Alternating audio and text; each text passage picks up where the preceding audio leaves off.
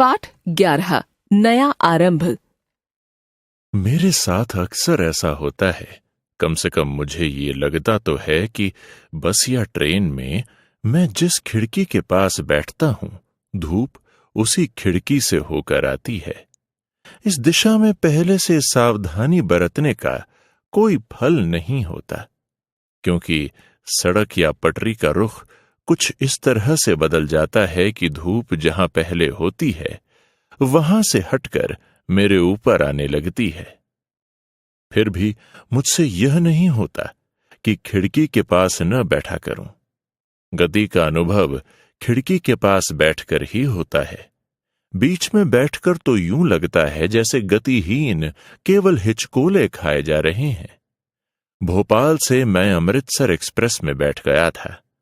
कोशिश करके जगह भी बना ली थी, मगर धूप सीधी आकर मेरे चेहरे पर पड़ रही थी।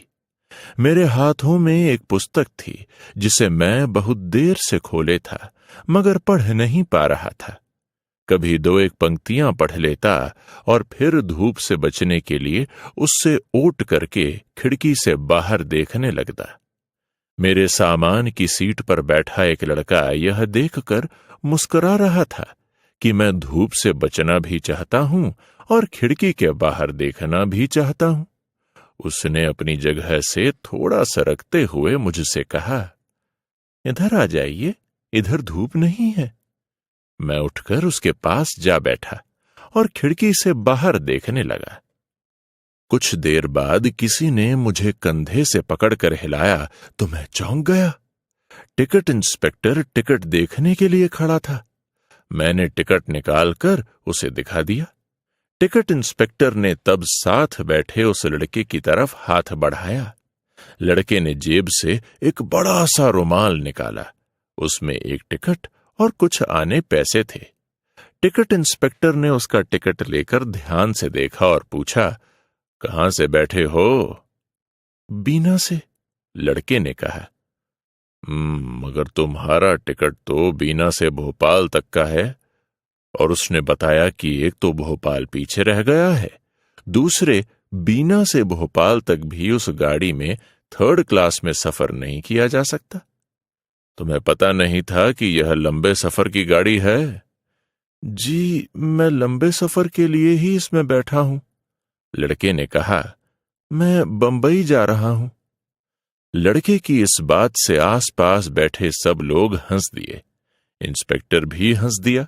बोला, फिर तुमने टिकट बंबई तक का क्यों नहीं लिया? लड़के की बड़ी बड़ी आंखें कुछ सहम गईं। जी, मेरे पास जितने पैसे थे उनसे यही टिकट आता था, उसने कहा। इंस्पेक्टर क्षण भर अनिश्चित दृष्टि से उसे देखता रहा, फिर जैसे उसे भूलकर दूसरों के टिकट देखने लगा। मैं भी पल भर ध्यान से लड़के की तरफ देखता रहा। गोरा रंग और दुबला पतला शरीर, खाल बहुत पतली, क्योंकि चेहरे की हरी नाड़ियां बाहर दिखाई दे रही थीं। उम्र 11-12 साल से ज्यादा नहीं लगती थी, हालांकि वह एक वयस्क की तरह गंभीर होकर बैठा था। उसकी हैंडलूम की हरी कमीज और भूरा पाजामा दोनों ही अब बदरंग हो रहे थे। चेहरे के दुबलेपन को देखते हुए उसकी आंखें और कान बहुत बड़े लगते थे। आंखों के नीचे जो, वैसे तुम्हारा घर बंबई में है? मैंने उससे पूछा। जी, मेरी मौसी वहां रहती हैं, उसने कहा। बीना में तुम किसके पास थे? वहां मैं नौकरी करता था, अब नौकरी छोड़कर मौसी के पास जा रहा हूं। तुम्हारे माता पिता? वे दंगे के दिनों में मारे गए थे। मैं पल भर चुप रहा। फिर मैंने पूछा, बंबई में मौसी से मिलने जा रहे हो? जी नहीं, अब मैं वहां मौसी के पास ही रहूंगा। मौसी ने मुझे चिट्ठी लिखकर बुलाया है। मेरे मौसा गुजर गए हैं और पीछे 4-5 साल के 2 बच्चे हैं। घर में अब कमाने वाला कोई नहीं है। मैं तो यहां भी नौकरी करता था, वहां भी कर लूंगा। रोटी और 15 रुपए मिल जाएंगे। अपने लिए तो मुझे रोटी ही चाहिए, रुपये मौसी को दे दिया करूंगा। पास रहूंगा तो बच्चों की देखभाल भी हो जाएगी। मैं फिर कुछ देर उसके चेहरे की नीली धारियों को देखता रहा। तुम्हें वहां जाते ही नौकरी मिल जाएगी? मैंने पूछा। जब तक नौकरी नहीं मिलेगी तब तक कोई और काम कर लूंगा, उसने कहा। तुम और क्या काम कर सकते हो? बोझ उठा सकता हूं। मेरे होठों पर एक खुश्क सी मुस्कुराहट आ गई। वह अपनी दुबली पतली बाहों से हल्का सा भी बोझ उठा सकता है, उसकी कल्पना नहीं की जा सकती थी। तुम कितना बोझ उठा सकते हो? मैंने पूछा।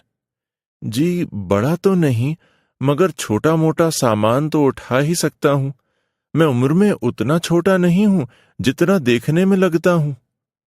क्या उम्र है तुम्हारी? 16 साल। 16 साल? तुम्हें ठीक पता है तुम्हारी उम्र 16 साल है? लड़के ने गंभीर भाव से सिर हिलाया। जी, पार्टीशन से पहले मैं पटोक्की में 5वीं जमात में पढ़ता था। और वह बताने लगा कि किस तरह वह पाकिस्तान से बचकर आया था। जब उसके घर पर हमला हुआ तो उसके माता पिता ने उसे आटे के ड्रम में छिपा दिया था। उसकी खुशकिस्मती थी कि हमलावरों ने ड्रम का ढक्कन उठाकर नहीं देखा। वहां से बचकर वह किसी तरह एक काफिले के साथ जा मिला और हिंदुस्तान पहुंच गया। 3 साल वह शरणार्थी कैंपों में रहा। कुछ लोग उसे अपने साथ बीना ले आए।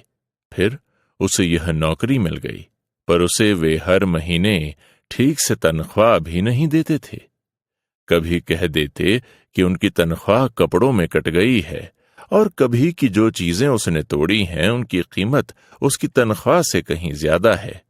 कभी कह देते कि उन्होंने उसके नाम से लॉटरी डाल दी है, जिसमें हो सकता है उसका 1 लाख रुपया निकल आए। नौकरी छोड़ने पर उन्होंने उसका पूरा हिसाब करके उसे कुल 4 रुपए दिए थे। तुम इससे पहले अपनी मौसी के पास क्यों नहीं चले गए? मैंने पूछा। पहले मुझे उन लोगों का पता नहीं मालूम था, वह बोला। बीना में एक बार अपने वतन का एक आदमी मिल गया तो उसने बताया कि वे लोग बंबई में चेंबूर कैंप में हैं। मैंने उन्हें चिट्ठी लिखी कि वे कहें तो मैं उनके पास बंबई आ जाऊं, पर तब मौसा ने लिखा था कि मुझे लगी हुई नौकरी छोड़नी नहीं चाहिए।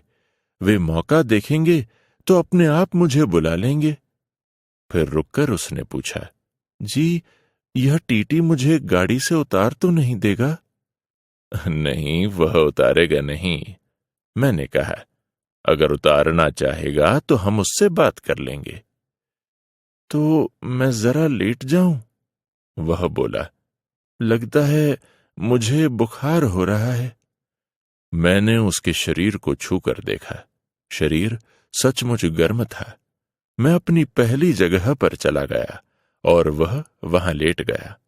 गाड़ी होशंगाबाद स्टेशन पर रुकी तो वह सो रहा था। बाहर देखते हुए मुझे साथ के डिब्बे में अपने एक प्रोफेसर नजर आ गए। मैं उतरकर उनके पास चला गया। वे कहीं से एक शिक्षा सम्मेलन का सभापतित्व कर रहे थे और अब किसी मीटिंग के सिलसिले में बंबई जा रहे थे। पहले वे मुझे उस सम्मेलन के विषय में बताते रहे, फिर मुझसे मेरे बारे में पूछने लगे, फिर अपनी हाल की यूरोप यात्रा का किस्सा सुनाने लगे। नतीजा यह हुआ कि गाड़ी चल दी और मैं उन्हीं के डिब्बे में बैठा रह गया। इटारसी स्टेशन पर लौटकर अपने डिब्बे में आया तो वहां भीड़ पहले से बहुत बढ़ चुकी थी। भीड़ में रास्ता बनाकर अपनी जगह पर पहुंचा तो देखा कि वह लड़का सामने की सीट पर नहीं है। लोगों से पूछा तो पता चला कि वह इटारसी तक आ ही नहीं पाया। टिकट इंस्पेक्टर ने उसे होशंगाबाद स्टेशन पर ही उतार दिया था। संकलित